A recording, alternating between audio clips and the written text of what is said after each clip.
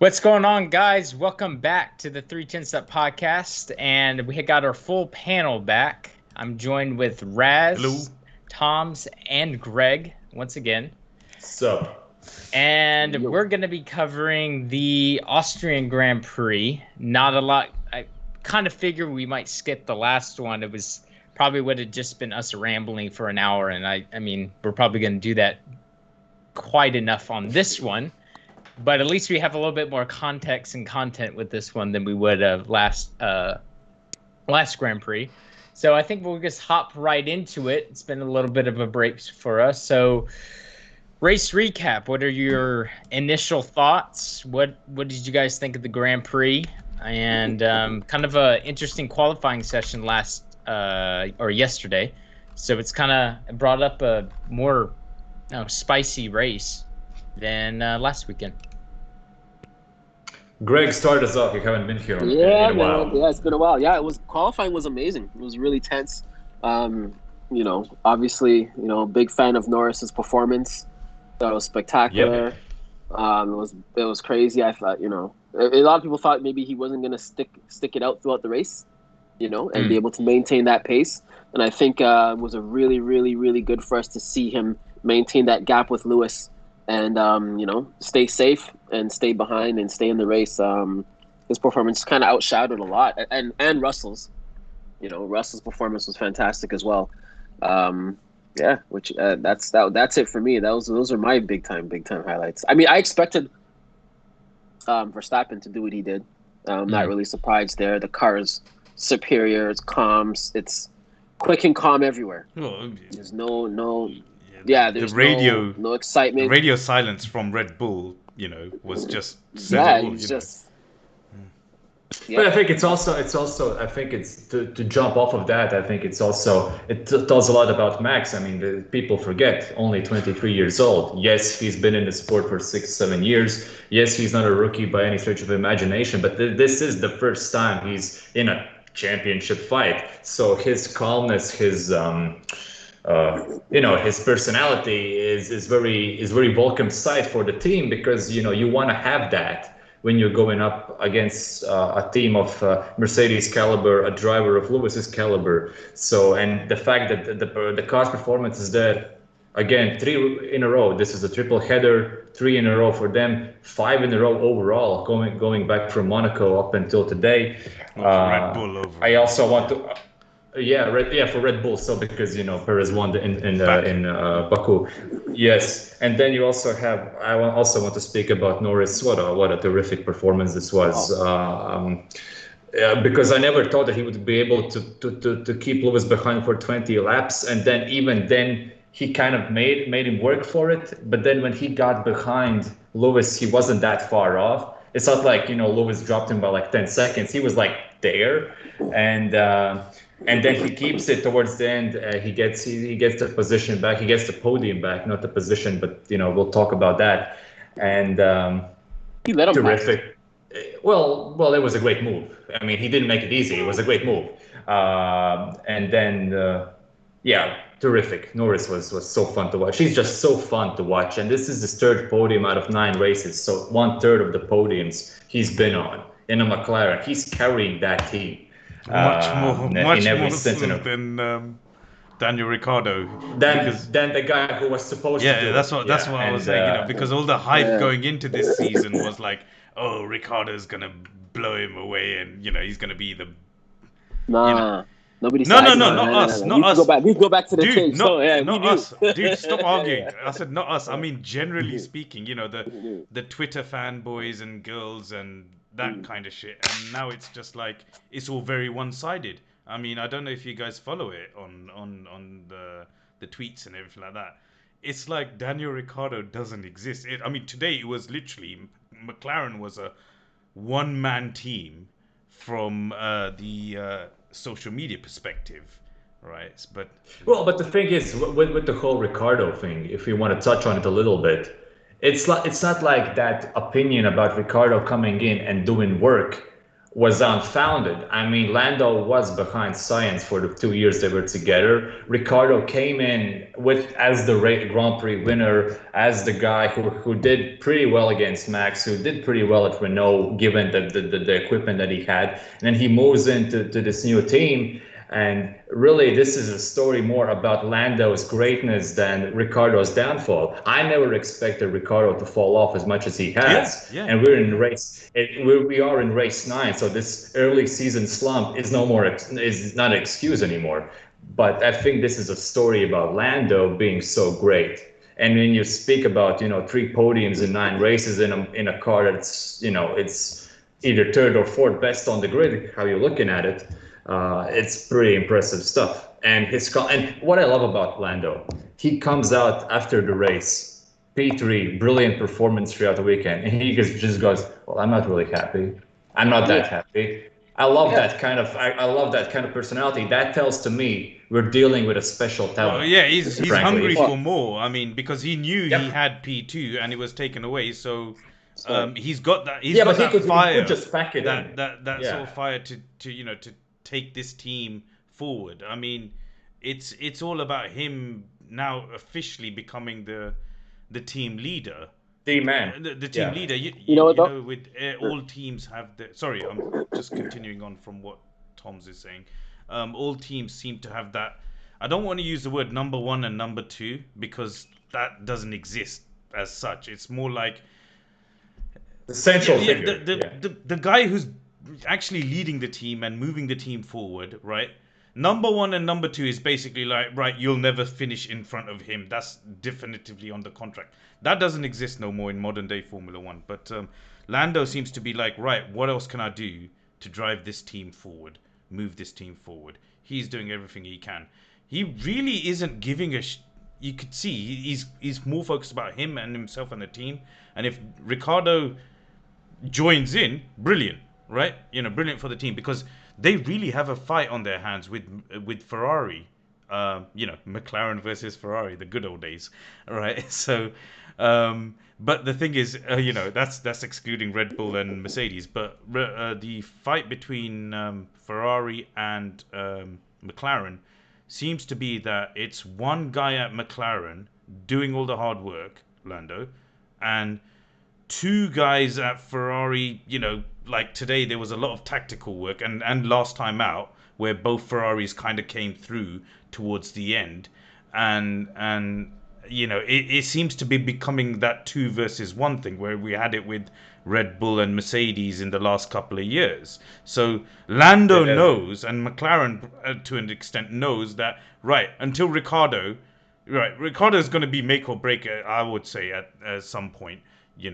But they really need Ricardo to, up his game because both Ferraris, even though they're not brilliant and scoring podiums left, right, and center, they're consistent, both of them. And that is what's going to make the difference at the end. And they have a very good race car. If you have one guy finishing way down and one guy finishing way up, at the end of the day, when they add up the points, it will just be that one guy versus 2 consistent guys finishing not too high up, but not too far down, and it'll just add up over the end. So looking at it, and like you said, we're at race 9. We just had race 9. So that might be the one that will boil down to the end of the season, whether we get there or not, all 23 races, but that's another discussion for another time. We will. Yeah. We will. I mean, no. I would rather we have 20 races because then that way it's a nice round number.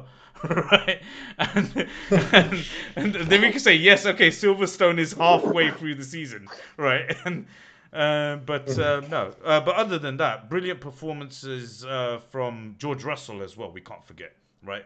With Thanos Destiny Alonso hounding him lap after lap after lap in that Alpine, which was, let's be honest, a vastly superior car in comparison to the Williams, right? Because the reason why I say that is because look at where Latifi is compared to where Russell was, right? Latifi was kind of like the baseline of that car, if you know what I mean. Like sort of like his performances were at that car's level, whereas Russell was over delivering because he's got more talent. He's been doing that for his career, exactly, right? Yeah. So the thing is, hard luck for Williams not getting that point at the end. But then, apparently Alonso made a gesture to him at the end saying, you know what, I know what you mean by that. Because remember, Alonso started off at Minardi, and for them, getting a point was a big deal. So... Well, give credit to Alonso. I think the fight towards the end was pretty spectacular to watch. I mean, lap after lap, he's putting pressure. Russell is defending, and eventually, it was too much for him. I think it was just great racing on both drivers' parts. Yes, Fernando was in a better car overall, for sure. But I think but the fight and how he set it up and how he got that position from Russell was still impressive. Yeah, that's what I was trying to say in a very long way. Right, I was trying to say that, but essentially, it was great entertainment. I would honestly, I was more worried about that than say, other things going on. But those two things were the standout. Lando and George Russell were standout performances. And Andrew, you wanna lead us in with the penalties? That was one of the things you wanted to talk about, going from qualifying into the race. That was your topic. Yeah, we're on the race and did probably a pretty good recap there. Talk about the race first. Yes. And that involved, our star driver today, which was Lando. Turn 3, which has been pretty notorious the past few years for kind of pushing drivers off, or drivers go off into the gravel and whatnot, especially with Albon. Four. Yeah. So I feel like, so this debate is, I don't think any of us think it should have been a penalty. Lando, fuck no. Yeah, so not. For Lando, and then of course, when you have that penalty that they ended up giving Lando for that, then you have to give the sequential penalties to Perez, because you've the FIA locked themselves into a situation that you have to give those penalties out, because if you don't, then you're going to have a protest from McLaren, and then they have a good possibility to try to win that, because it's hypocritical. It's completely hypocritical, because the first one was the exact same move. So it's kind of, we can't give it to Norris and then just not give it to the guy that was actually in the situation. It wasn't even like it was a different copy-paste. It was a copy. Yeah. It was even worse. I think that the second incident was even worse, because Leclerc was a lot further ahead of Perez at the time. He actually had a nose, the front wheels were kind of in front, and then he got squeezed out. And then on the second incident between those two is he just completely pushes him off I think it's at turn 6. It was turn 6 and 7. Yeah, that little straight between 6 and 7. Honestly, I think those two Perez incidents, even if you didn't have the penalty for the Norris-Perez incident, I think those two should have been penalties anyway. Yeah. Well, then... Okay, the thing is if you're going to say the Norris penalty is a penalty, then those it's not a penalty. Yeah, they have to be. Yeah. But in sequential, what you would really want is, I'll concede that third to be a penalty. But then you can't have the second one be penalties, or the second incident be penalties with Perez and Leclerc. The second one, when they're going on the straight, that you can say, look, that's a push off.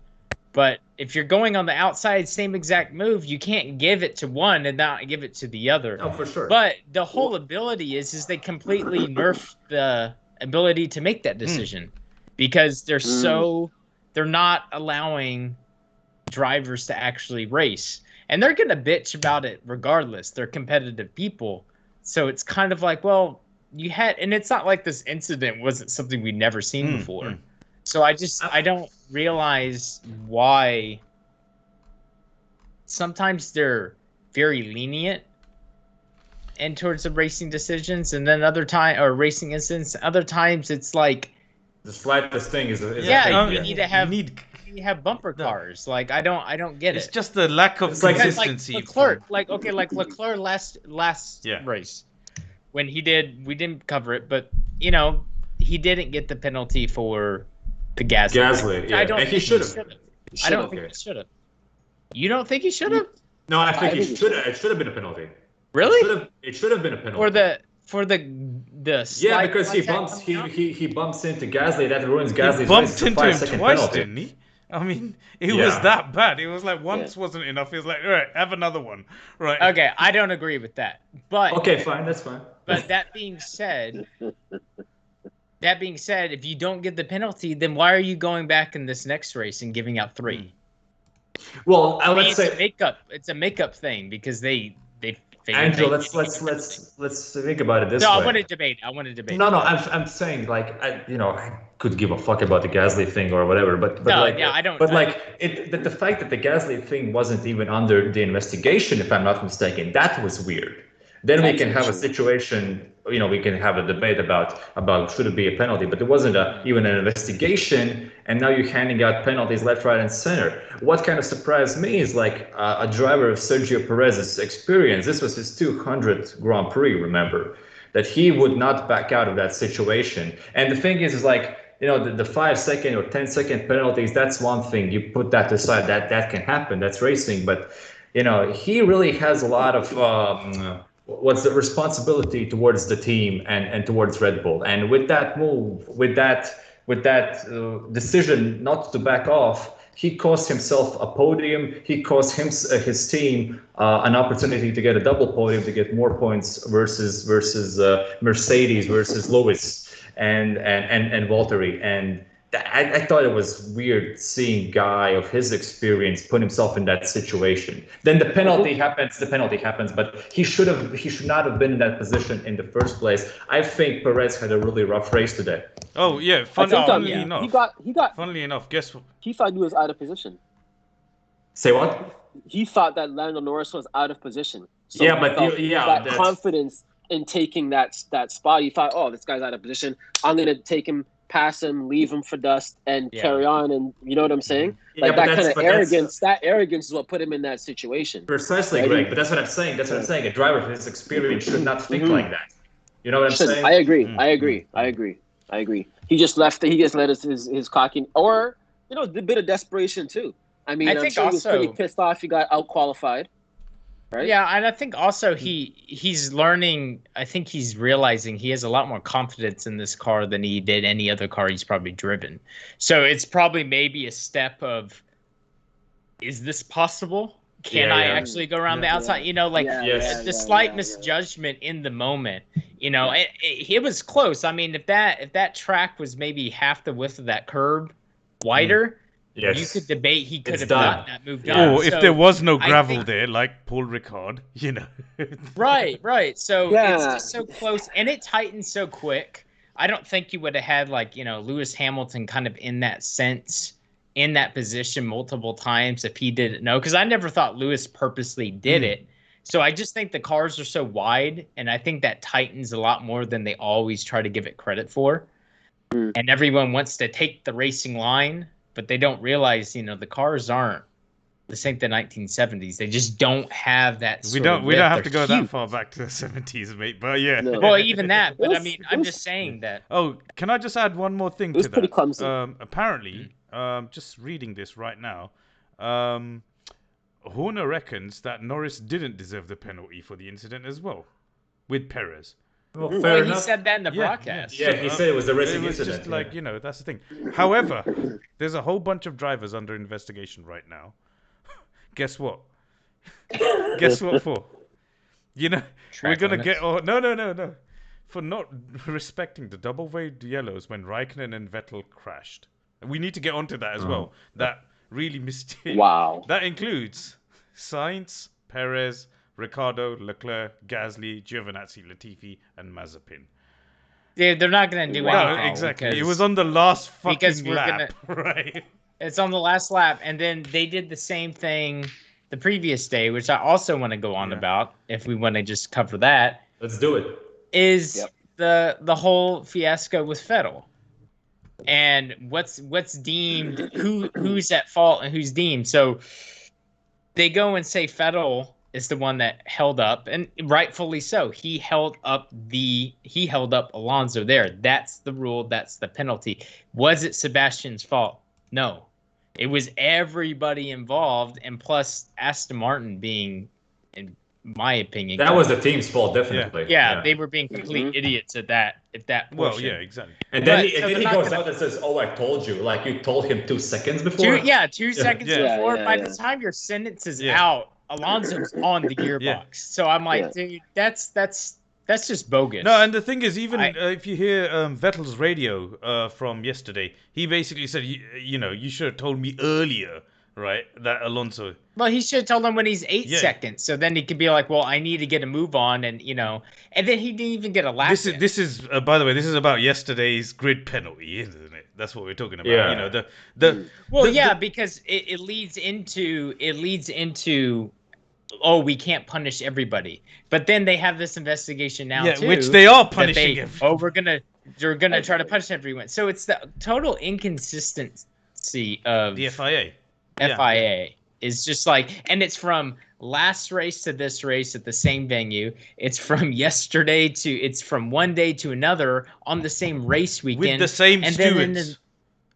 With the same stewards, and an incident that you had almost three, or I guess debatable 2.5 times today, because the other one with Leclerc and Perez isn't. But you've had that same incident years before. So what the fuck is going on? Well, this is my point. I was going to say is that this is not the first time, second or third or 10th time for that matter that it's happened at this track. So I mean, coming around the outside, you're not going to make that corner. You're not going to make it unless you're going to make contact. Period.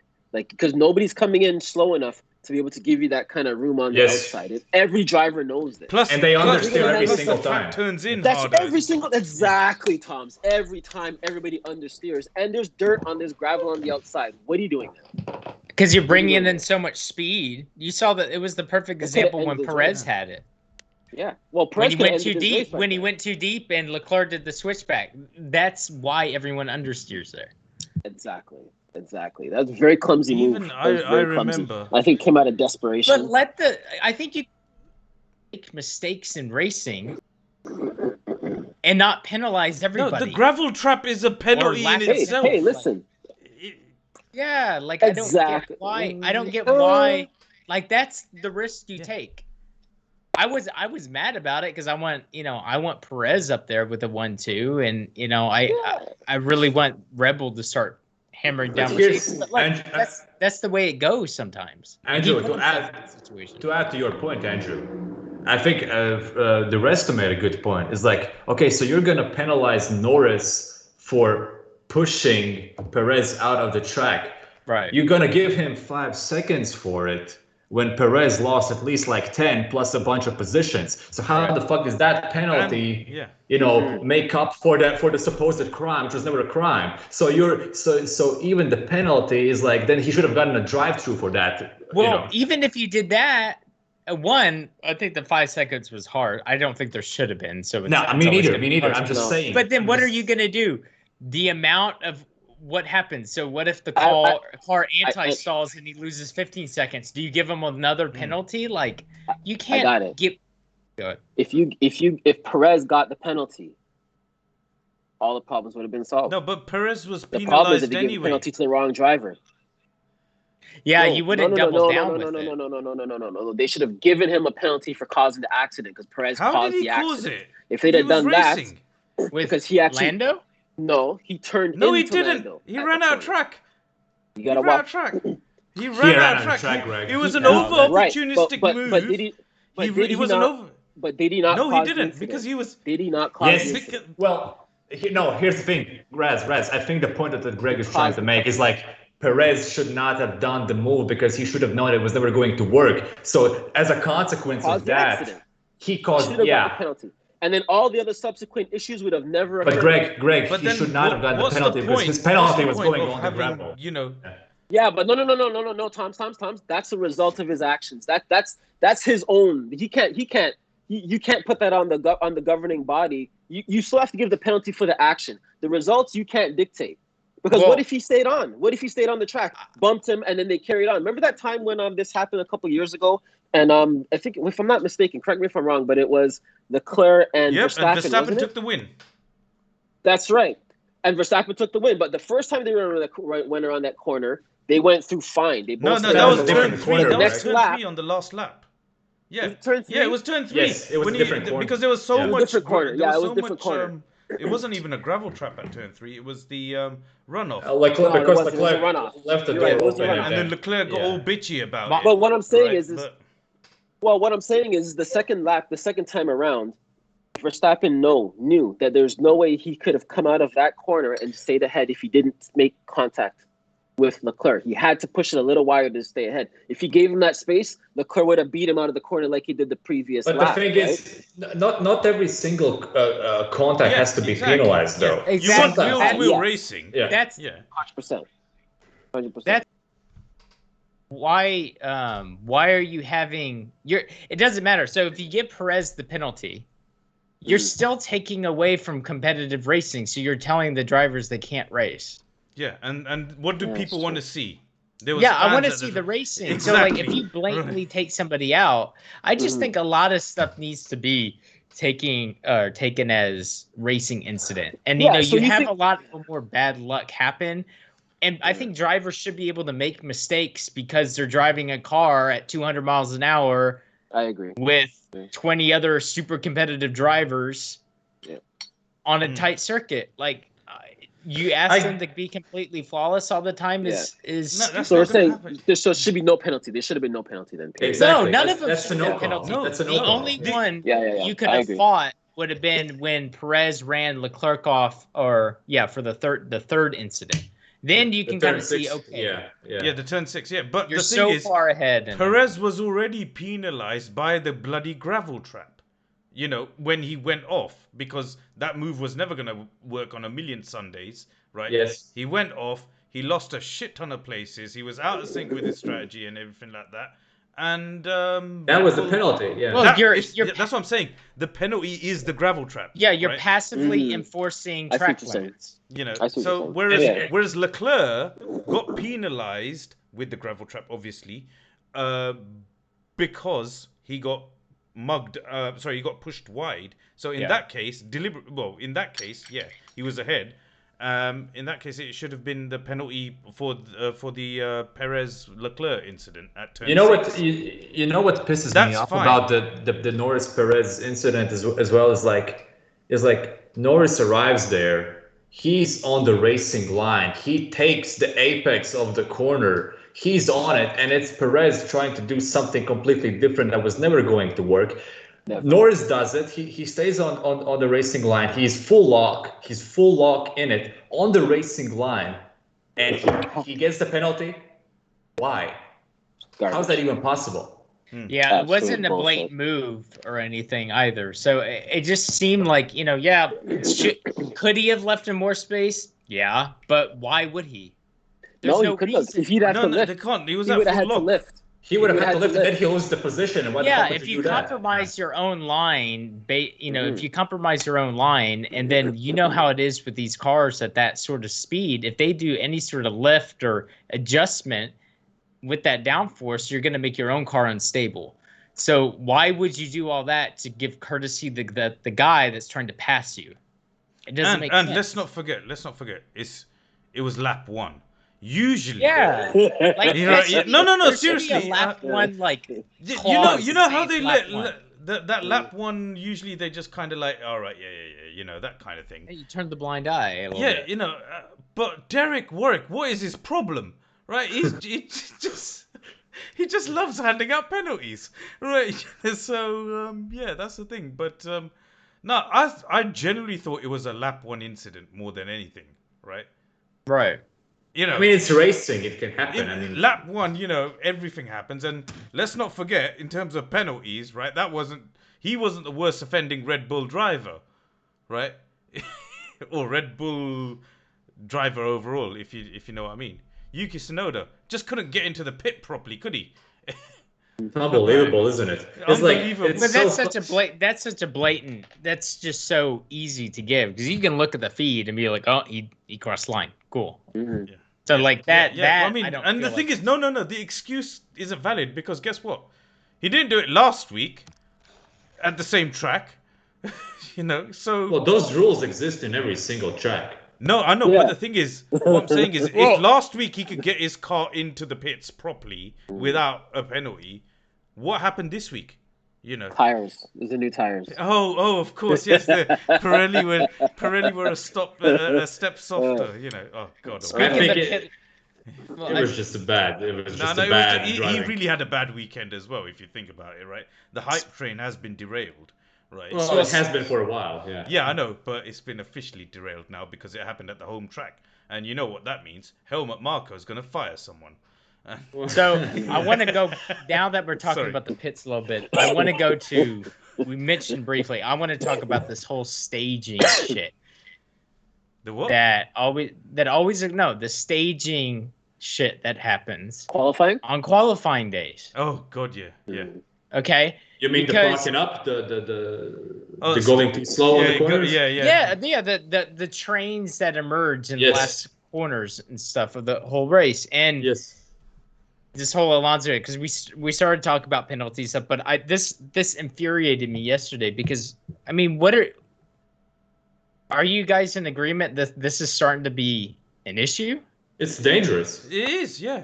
I mean, the whole slipstreaming is like, oh, let me get behind him so I can get enough of a slipstream so I can gain this much of an advantage. When was this whole toe thing such a huge importance to qualifying in the last like 5-6 years? I know exactly. Since DRS. No.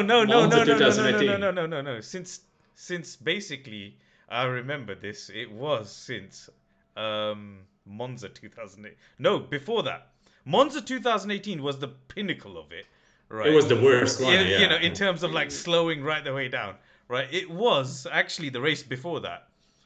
It was Mercedes who were fucking around with it at the time at Spa. I remember that because I remember seeing it from the garage, right? And it was like Bottas literally slammed on the brakes so that Hamilton could get within the zone, right? Because, you know, Ferrari had that, you know, unfair advantage, right? You know, on the straights and that kind of thing. So to get him the toe, it was at Stavilo or Paul Frere curve, right? Just before Blanchimont, so that Hamilton could follow him in through Blanchimont, right? Around the bus stop and then just get the mother of all slipstreams down the Kemmel Straight, right? And the Mercedes were fuffing around with it so much so I think someone really screwed their lap up. And it was like, what the hell are you doing? And then we saw the subsequent result of it at Monza. But it was unfortunately, it was all Mercedes' fault, right? For going down, for hunting this thing, which really... Well, if the team wants to get the advantage, they should get the advantage if they can figure out a way. This is a FIA problem. Yeah. This is something... Yeah, this is not anything to do with Mercedes. No. He was asking how, since when did it become so important to gain it? Yeah. So I'm just giving the whole background of since when. Well, then now that it has been so gated, well, I mean, what do you do about this? Like, that's what I want to have a genuine discussion about. I mean, what do you do? Because one, it's extremely dangerous. Because if you see Alonso's onboard, I mean, that corner is crazy, man. Crazy fast, and that's used could to have been an airplane crash. Yeah, it could have been. Yeah. You had all those incidences at the same corner years before with the curbs and how dangerous and unstable the cars are already there. Well, apparently the FIA did put out a pre-qualifying, thing. How that worked. Yeah, what they said was from safety line. Hang on, I'm just finding it here on the FIA's. It was you can't slow down for turn 9 for turn 10 and people what they did anyway. is like you can slow down before turn 9, which is what Seb which is what Seb did, right? But then yesterday I saw the driver tracker, someone tweeted it, where basically Seb was minding his own business, right? Everyone else overtook him.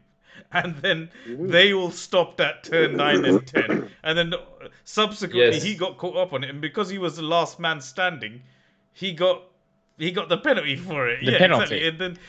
And even Alonso said, well, they should have penalized everyone else but him, right? Even though Alonso was like, yeah, it wasn't his fault. It wasn't his fault. But well, how do you tackle this? Because one, it's a safety issue, and two, it's like they'll get penalties for, competitive racing, but they won't get penalties for an actual safety issue. Andrew, on this one, I think this is, I think, a slightly philosophical question as well. It's like, you ask me how to deal with this. You just outlined the stupidity of some of the penalties that we saw. We're asking the FIA to do something about this. When every single race weekend, we can't even we never know what are the track limits, because on the regulations it's the white lines, but then every single track there's, you can go over this curb, you can go outside white lines here. If we cannot make a firm decision about what is the track and what is not the track, then I'm not so confident then we can make a let's say a system or a framework by which we can organize qualifying. And that is go ahead, Greg. No, you're 100. Just further to your point, I think you're 100% right. And because they have such flexibility when it comes to the track limits, you're gonna have flexibility in all decisions when it comes to invading those track limits. Because they're gonna say, well, it's fine on turn 2, but on turn 4, shit, you can do whatever you want. You know what I mean? Like, listen, if you're going outside the track limits, slow the fuck down. Yeah, that means you're going too fast for the corner. What if it was a brick wall? You wouldn't have this conversation at Monaco, would you? Yep, precisely. Right? So call it what it is, man. If that's the track limits, that's the track limits. If you're off, you're off.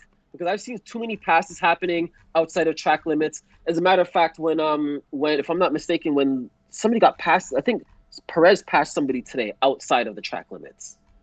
Or even if you get the advantage coming off. Just in general. Yeah, just in general. If it's outside, it's outside. If you're making a pass outside the white line, you got to give the place back. Period. Yeah, but so in terms of Andrew's question, so what can be done? I mean, do you have confidence anything can be done? But what can be done? I mean, you really strictly pose in minimal lap times. Well, they did do that actually between safety car line 1 and they safety have to do it car more. line. Sorry, between safety car line 2 and 1, you need to do a 1 minute 10 or something, right?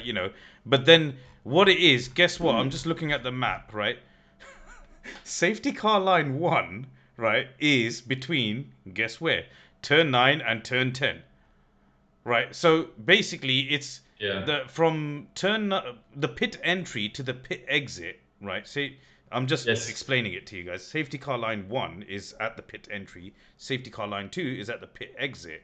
The rest of the lap you have to get round in 1 minute 10 seconds, right, for the qualifying thing. So naturally, to get to safety, they should do it by sector. No. So basically, it's 2/3 of the lap, right? Yeah, which. Well, I know. No. But the thing is, the safety. You should do it by the sector. Instead of that. Yeah. One sec, guys. Explain what's the safety? You said the safety car line. All right, what do you I'm mean looking by at the document on the FIA website, right? The pre-event document. Yep. As a scrutineer, of course. Yeah. Yeah. As a scrutineer, well, explain to the lay people. All right, lay people. Right. Okay. What do you Safety mean? car What do you mean by line that? is basically it used to be back in the day, back in the good old days, right? Not too long ago, actually. Safety car line is when the safety car would go in, it would go in at that line, and then at that line you could start overtaking, right? Now you can't do that for some reason anymore until the start finish line. Safety car line is at the pit entry. Okay, it varies where it is on track to track, but on this track, for example, it's at the pit entry. So it's halfway through the pit entry. Sorry, because the pit entry is right at turn 9 where Yuki Tsunoda was getting it all wrong. Okay, so basically slap bang between turn 9 and turn 10, there's the safety car 1 line. Okay, aka the DRS detection zone as well. Okay, which somehow happens to be there. And safety car line 2 is the white line going across at the, I'm pretty sure you guys have seen it on the coverage as well, the pit exit. Okay, you got the white line that divides the pit lane exit and the racing line, and you can't cross over that, otherwise you get a penalty. Okay, what are we getting at? So the thing is, the FIA, I'm just explaining the whole thing for this track, so you could check this document. I mean, we just watched the race. So no, okay, no, but I'm saying like how. What I'm more getting at is like you're in relation to track limits and how that affects the track limits during racing. You're saying that okay, obviously you can't pass when the safety car's out, or the safety car goes in and all that. Yeah, I get all that. But when the safety car is not in play, does that have any effect? No. The only time they use that is as a reference, which is what I was saying about the whole stacking up at turn 9 bollocks, which was happening, right? The thing is, from safety car line 2, which is the pit lane exit, I'm using the official terms, but basically from the pit lane exit to the pit lane entry, which is the whole lap, effectively, right, minus the main straight, the FIA said the cars have to get round with a 1 minute 10 second lap before their hot lap. Okay, but they didn't. They all just ignored it somehow.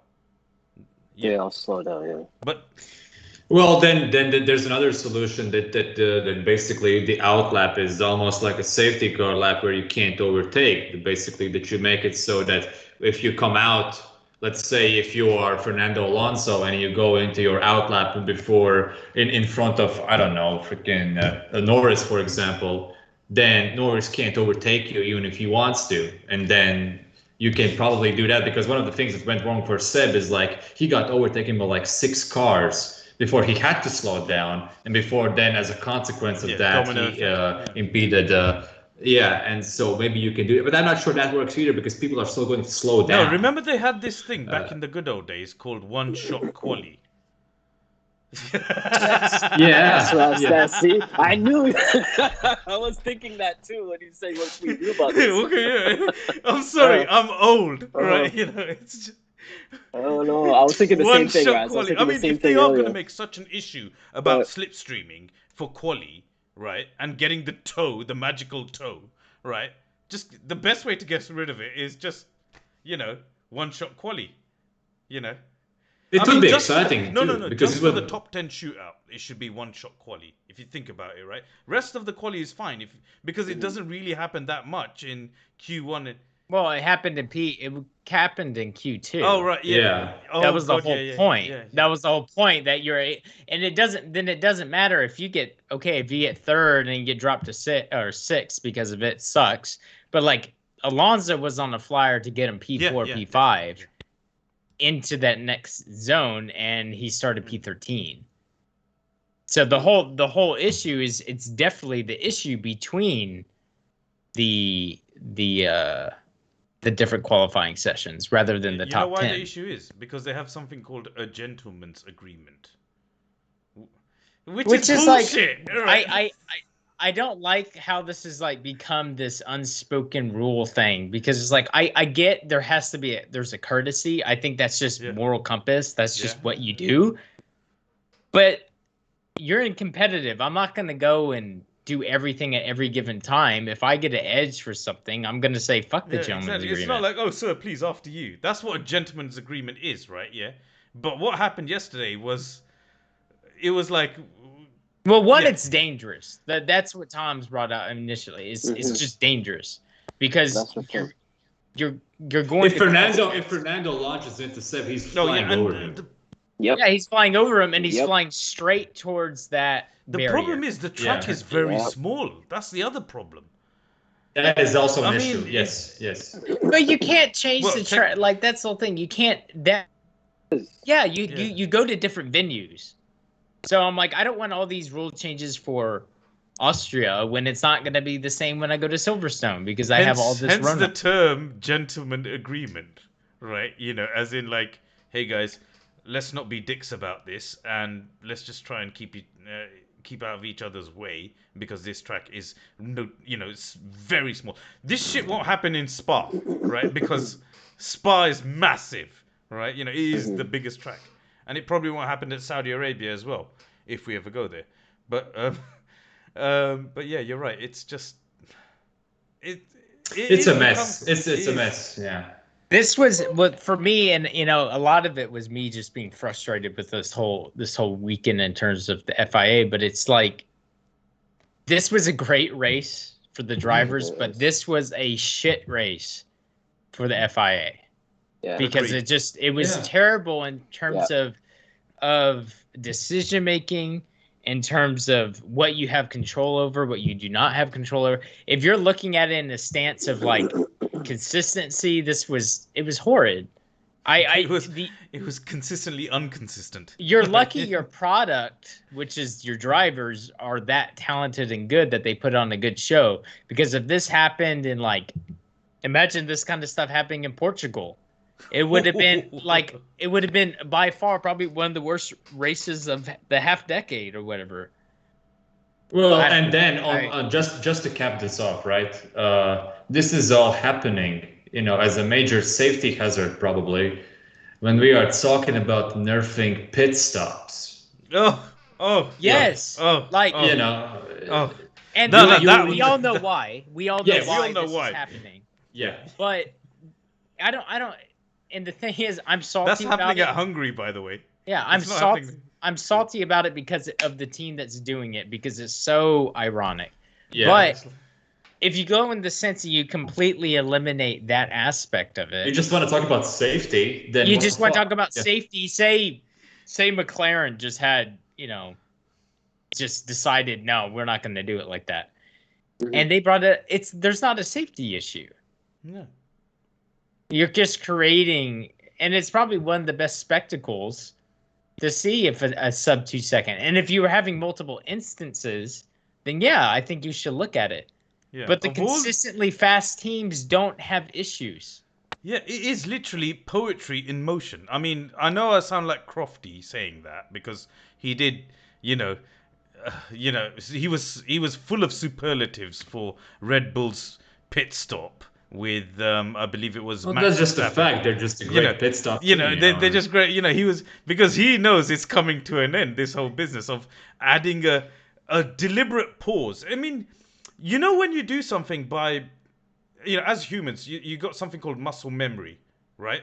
Where you just do it without thinking about it because it's so repetitive, right? These guys will now have to instinctively delay themselves by a fraction of a second just because some Austrian guy running a German team got a bit salty that they are more, I mean, do you know what I mean? It becomes harder to, it's not even the point, because if you pause to say, okay, collect yourself to put the tire, to take the tire off, that doesn't, what, are we supposed to pause again when we put the tire on? Like, it's fuck like up happened later in the pit stop. No, are we supposed to pause and collect ourselves before you make that move on the inside? You're supposed to think about it. It's like, let me think. Right? No, this is a competitive environment. Right? Oh, maybe I should go a little slower just to be sure. Look, we're racing. It's like when you delete something. Everybody's racing. The pit man's everyone, racing. It's all safety car delta. That's it. It's all safety car delta. We just race at. The point is, it's like when you do something instinctively, you don't think about it. It's natural, right? So you can do those sub 2 second things because they've been doing it long enough. For them now, they're gonna make more mistakes now from Hungary, and I bet you they do. They'll have sloppy pit stops because of that. Oh shit, we gotta take a moment to pause, otherwise we're too. What the fuck? Right? How many times do you have a fast pit stop make an issue? Like the big pit stop issues I think of is like Haas in Australia. That was 3 years ago. Yes, no, that was basically. But remember, it didn't matter if they were fast. They weren't that particularly fast in that pit stop. Yeah, it just happened. Yes. And I'm like, you can have a 6 second pit stop and still cross thread the tire and it can fall off. Exactly. Look what happened to Mercedes, who hold the official record of the longest pit stop in Monaco, right? 48 hours in total, roughly, for that pit stop. Yeah, but so, just because, and I don't want to sound if they were slower, was the tire going to come off? Yeah, well, it clearly didn't. It took them 2 days. Hold on. Why don't they just put a timer on the lollipop? No. There is no lollipop these days, right? But you got the traffic light. Oh, the lights. That's what I'm. You know what I'm saying. You know what I'm saying, man. Like the go sign. Okay. Yeah. All you have to do is put a timer on the go sign. People can go as fast as they want, but if they're gonna put a limit on how long you have to be in the pits, put it on electronically on the sign. You can't tell a human. You can't tell a concert of humans. can't tell a concert of humans everybody go two fractions of a second slower. Everybody How moves are you 2/10 gonna do slower. that? What the fuck are you talking about? How are you gonna do that? Just make, then if you're so concerned about the safety, which look, I'm not taking the piss here. Like nobody is more concerned. Like This I'm all isn't for a safety issue. Exactly. Like it's just salt. I'm losing. I am for safety totally. Like, but if you're gonna do some stupidities like as they are trying to do, then just make every single pit stop a 5-second mandatory pit stop. Then make sure everything works and then go. If you're gonna do these minimum. I read the freaking article like 5 times. I still don't know what the new rules are. Some kind of tolerance and stuff. What the fuck is that? Because it's all situational. Yeah. And that's how it is with everything that's gone on this weekend. It's situational and it's not consistent. So it's you have to use your own tolerance to create this. What rule is this? Let's make a rule. It's the total wolf rule. That's what it is. Right? Let's make the most vague rule in this history. Like, why? They don't have the rule. That's like saying the way. Okay, I understand they want it for safety. I get the whole theory behind it. By them saying, you know that, right? Right? Yeah. I mean, but you can. Yes, but you can't tell somebody to not take advantage of their skills, their practice, or their natural advantage. That's like saying, okay, high jumper, you can't jump 5 meters. Stop jumping so high. I know this is a hunch. I know this is yes, because it's not fair for the short fucking guy. Or like, what the fuck? Like, it's not fair for the short guy. You can't do this anymore in professional sport. Or like, you're 100-meter dash, but you can't. You can't run that running fast. too fast. Slow down. Too fast. You gotta slow down because it's not fair for the slow fucking guy in the back. Like, tell that to Usain Bolt, right? What are you talking about? Yeah, that's ridiculous. As a scrutineer, and I'm so and twice in one podcast. Yeah, twice in one podcast. But as a scrutineer, guess what we mainly scrutinize? Safety shit, right? Yeah. And I'm sorry, right? When I get to Belgium, right? I hope I get Mercedes, right? So I could do that shit on them. Say, sorry, your pit stop practice is too fast, right? And everything like that. Because, it's not practice. Do you know? No, because they do it every morning, right? We come in on from Thursday, pretty much from Thursday afternoon, right? During the the safety cell checks and all that stuff and all the rest of it, pretty much from Thursday and between all the fucking sessions, right, where there's some downtime, everyone's practicing, right? Especially in the mornings where it's nice and cold and crisp, right? There's nothing better than a nice cold crisp morning at Spa, right? And then you're just hearing wheel guns going off, right? And the first team that you see is the first ones from the FIA garage, right? Is Mercedes, right? I'm literally going to go up to them and say, you guys are too fast on your pit stops, right? Because it's not safe, right? Do you see how dumb that sounds, right? But anyways, it sounds pretty dumb, yes. Speaking as a non-scrutineer, Andrew, do you have more topics to give our way? Do we have anything else there? Because we freaking killed the penalty thing. Absolutely murdered the FIA on this podcast. Yeah. And rightly so. We started so well. We started so well. Like, we were so diplomatic. Norris. Yeah. Max with the win. Now it's gone off the rails. I guess the big thing now is going to be one big news announcement was Hamilton's contract. Yes. 2-year deal to 2023. Yes. Mercedes. Same time as when Max's ends. Yeah. Yeah. By the way. Yeah. Which is one coincidence? I think it's exciting because you're having some of these drivers. I don't know if it was that much of a question, but you're having all these drivers carry through to the next generation of cars, which is going to be really interesting, especially in the terms of the way Max's and Lewis's fight has gone this year. And then if you end up getting a couple more, big names into the battle in a couple years. So they didn't release payment or anything like that, but 2 years. Probably a big one, yeah. Well, apparently there's also the salary cap coming in as well for the drivers. So I'm pretty sure they're not going to release payment information as well because Right. because of that. And that's frankly, it's nobody's business. But Doesn't matter. I don't think that matters at all. I No. actually think that I've been on this podcast a long time, and I've said on many occasions how sometimes there have been situations where I felt like Lewis is way too much about Lewis and not enough about Mercedes. I do like this move by Lewis because he has eliminated what could possibly have been a massive distraction for the rest of the season. And I think Mercedes as a team, they were never in doubt that they wanted Lewis, and it was always up to Lewis about, is he going to be in the right mood to sign the contract, and if so, then when? And the fact that he comes out before the summer break and gets this done for 2 more years, I think it was a really great move on him. I think it's something that it was a great gesture from him to the team, because it's a gesture of not giving it a distraction and also showing that loyalty and that gratitude for all the cooperation that's been there for many years now. So I like this move from Lewis' side. I think as a personality move, that's a great move by him. Then the obvious question is, of course, well, who's going to drive alongside of him? I'm not going to start speculating about it, but what I will say is that decision 300% has already been made. No way has Lewis Hamilton. No way does Lewis Hamilton sign that contract without clear knowledge about who's going to drive next to him. No way. So it's a question when. I hate that you're right. But that's true. I despise that you're right. But that is true. No, I can answer that when Silverstone. You think so? Because it's coming home. So wait, this is Bottas's last year, right? Sorry? No. When's his contract up? When's his contract? He's going to Williams, mate. Right? He's going.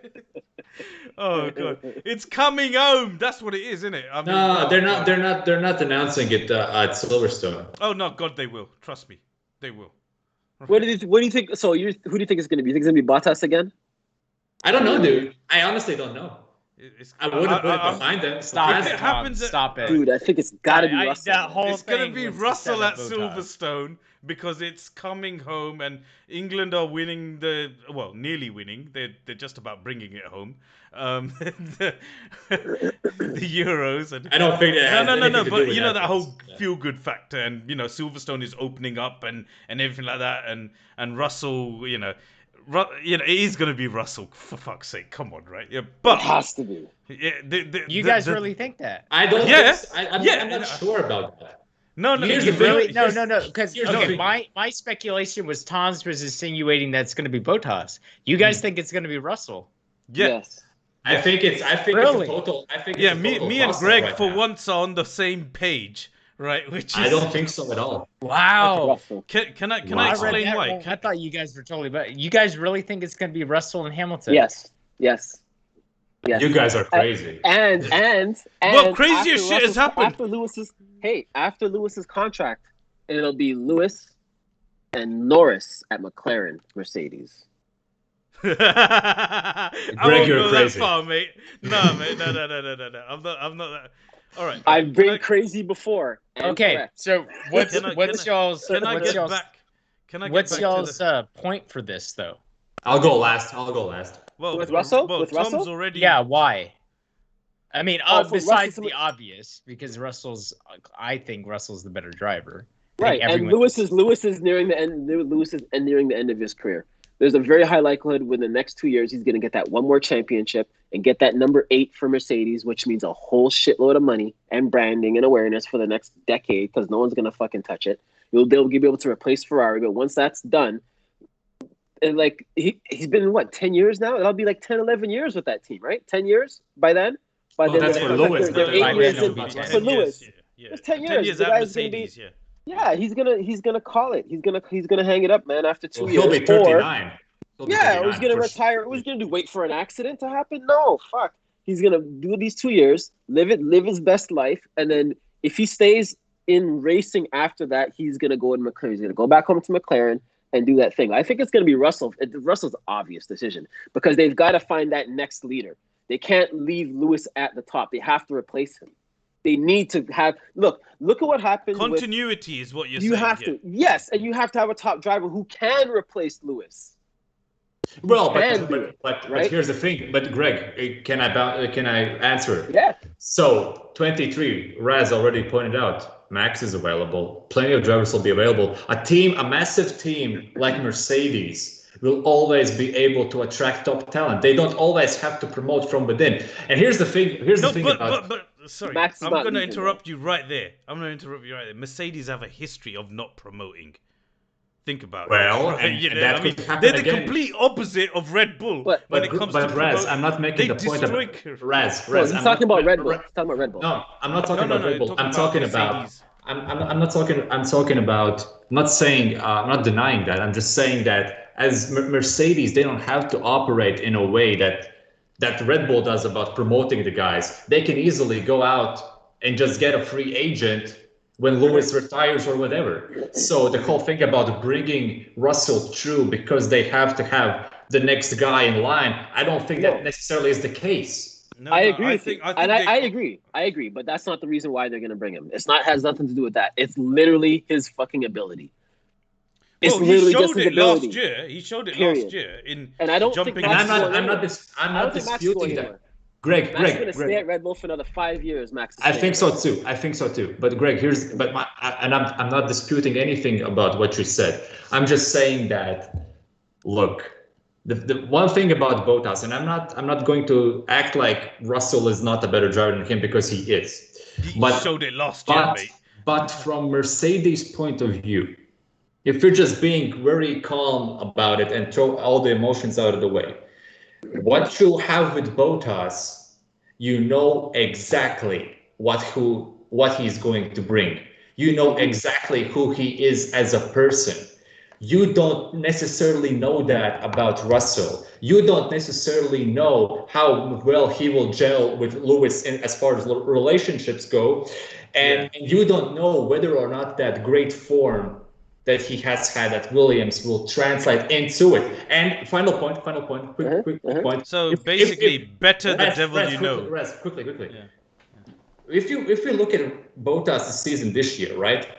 So that accident in Imola, that was not his fault. That crazy pit stop, he would have gotten a podium in Monaco without that stupid pit stop, right? Last weekend, this weekend, podium. In France, if the team decides to put him on the two-stop like they should have, he is definitely on the podium, possibly going for the win. When you think about it, Bottas has had the type of season he's always had with Mercedes, if you exclude some of these freak accidents. He's consistent. You see what I'm saying? And I'm not saying that Russell couldn't be. Okay, so how about this then? What if when Lewis leaves Mercedes and is replaced by Russell, it's Russell and Bottas at Mercedes? That's a nice fit. No problem. That would be a fantastic fit. No problem. Well, we saw that already for one weekend. That was amazing. It was fantastic. But I get what Tom's is saying with regards to Bottas. It's more of that whole better the devil you know rather than risking it on something new. And I'm not sure Toto. Go ahead, sorry. Yeah. And sorry. And the other thing is the reason why you're going with that whole better the devil you know thing is next year new cars, new rules, everything totally new. You want to steady the ship and steady the ship, and it's like, right, we know our drivers inside out. If something happens with those new cars, we know our drivers will do the right thing, or we trust them enough to not cock it up, even if something biblical happens and it cocks up. But the reason for Hamilton's 2-year extension, I'd say, is because remember everything got delayed by a couple of years because of COVID, boy. Right, so I think him doing 2 years will be the first year, which is next year. No one's really sure about it, and then the second year would be is the insurance if it's good. Because this year they know that. All right, we're almost halfway through. We're at race 9, race 10. If we're gonna have a 20 race calendar, right, we're halfway. Race 10. And they've all given up on developing their cars for this year, apart from the few upgrades that are in the pipeline that are going to come anyway. But they're going to be minor and just more track specific. But I think Mercedes would want... I see what you're saying. Mercedes would want that. But me as a fan of the sport, right? I find Mercedes extremely boring. Of course. Right? Yeah, for not doing the thing that we want them to do. Yeah, but that's not the point, Fraz. That's the thing. Toto has to think about it from a different perspective. And I think there's another thing, another point. Toto has religiously stood by his approach since 2016. Since Nico went away, he has religiously stood by this position of not necessarily having a number one, number two driver, but having a set of hierarchy where Lewis is the main guy and the other guy is not somebody who is going to divide the garage, who is not going to bring up a problem within the team. You know what I'm saying? So you don't know, like you said, going into the new rules, the new generation of cars, you don't know, will our relationship be there with Russell? And that could be crucial when you're dealing with new set of cars. So my bet for next year, Bottas stays 2023. Maybe then it's Russell. I have a question. How long is Daniel Ricciardo's contract? Say 23. No, 22. I think 22. Yeah. At the end of 2022. And the end of 2022. What if Russell replaces him at McLaren? Because he's not going to wait 2 years for Hamilton. What if he doesn't have the 2 years to wait for Hamilton? He's sitting at Williams. This is right? Mercedes. This is Mercedes' dilemma. If you don't promote Russell now, is he going to get taken away by another team? What if Marco calls him and says to him, "Look, if you're staying at Williams for next year, how about you come and race with AlphaTauri next to Pierre Gasly? We'll get you a team. We might get you in Red Bull. Yeah, we'll get you some podiums. No, we'll get you some podiums and some wins. Exactly. And that he would win races." No, and the thing is, Marco is the kind of guy that will actually go and personally drag Russell out of that Williams and shove him into that AlphaTauri. However, speaking of driver news, right? Little news coming out, right? Apparently, Mick Schumacher is going to Alpha. Yeah.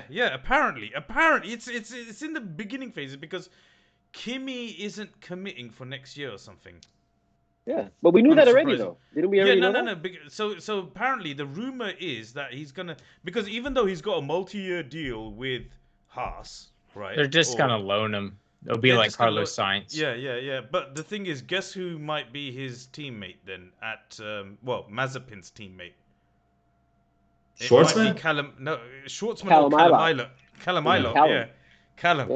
Yeah. They have a bit of history together, though, don't they? Yeah, but that's whatever. I mean, it's a different phase. Anyways, I just thought I'd get that one in quickly before we wrap up. That Mick Schumacher is also more than likely on the move to Alfa Romeo.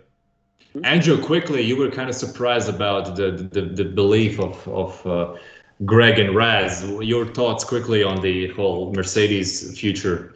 Well, because it is, I agree with you. You know, Mercedes has done the whole boring bit of, do the devil you know. And if Hamilton's going to stay, why would you mess it up? Yes. The thing that's going to happen is if Red Bull continues his dominance, especially in the next few races, and they don't announce Bottas by Silverstone, they wait later, do you end up shaking up your whole team because you're going to lose? And you have to realize that next year, if they retain Max and Perez, have the same car that gets better, you're going to need two drivers that can really take it home. And if you don't have the faith in Bottas to sit here and win consistent races along with Lewis, you might need Russell to extend some sort of Mercedes dominance. Because if you start backtracking and this rule changes help Red Bull, then you're on the back foot. Okay, guys. Yeah, there's they're no already on the back foot. Yeah. There's no chance for complacency. Do you take the chance? Let me throw in one last point then to add to that. So based on the history, every time they make these sudden rule changes, there's always a big disparage between the top 1 and 2 cars and the rest of the field. Right? Yeah. And they always wait for everything to get real close, right where it's hot and anybody can win and everything's pretty equal. They changed the rules so that one team can get an advantage, or two teams can get an advantage of the other. Yeah. Next season's a huge roll of the dice. We have absolutely no idea who the top two teams So are. don't you want the have best no two clue. drivers? Yeah, remember what happened in 2009? Remember what happened in 2009? Well, hold on. I was going to say this. So one of the biggest contributing reasons as to why Mercedes is getting the shit beat out of them is because they no longer have the DAS system. Remember, their entire car was based on the philosophy of having the DAS system so they can manipulate the temperature of the front tires before anybody else. Right, and they no longer have that ability. That's the number one crucial factor as to why they're getting their slap. But they knew that for months now that they won't have it. That was announced the moment they announced it. It was announced that it's banned for next year. Right, but they still designed the car around that philosophy, and without that ability, it's a massive detriment to the car. You can't get the heat in the tires. Not just that, right? Not just that, but remember the floor rules.